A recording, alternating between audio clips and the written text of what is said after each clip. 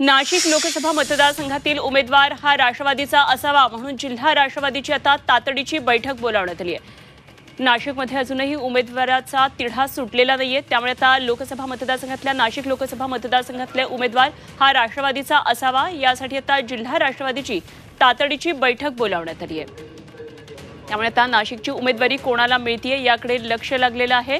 सागर गायकवाड आमचे प्रतिनिधी सर्व घडामोडींवर लक्ष ठेवून थेट जाऊया सागरकडे। सागर, नाशिक लोकसभा मतदारसंघातली उमेदवारी कोणाकडे जाते याकडे लक्ष आहे। राष्ट्रवादीनं बैठक बोलावल्याचं कळतंय, तातडीची बैठक आहे। नक्कीच नाशिकची महायुतीची जागा जी आहे ती कुणाला सुटली अजून हे निश्चित झालं नसलं तरी ही जागा ही राष्ट्रवादीलाच मिळावी यासाठी पक्षाची महत्त्वाची बैठक ही राष्ट्रवादी भवनमध्ये पार पडत आहे।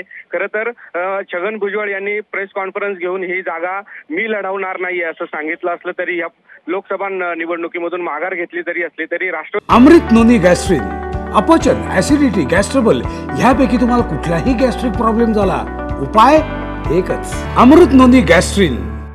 पक्ष मात्र या ठिकाणी या जागेवरती ठाम आहे।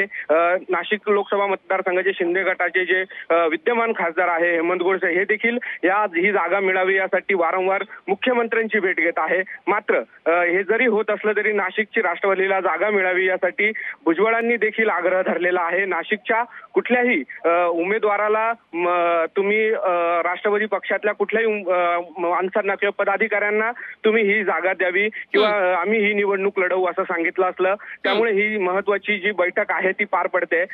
या बैठकीमध्ये काय होते जरूर लक्ष ठेवून राहा सागर, वेळोवेळी माहिती जाणून घेत राहू। तुर्तास धन्यवाद सागर गायकवाड आमचे प्रतिनिधी नाशिक मधल्या या सर्व राजकीय घडामोडींवर लक्ष ठेवून देत।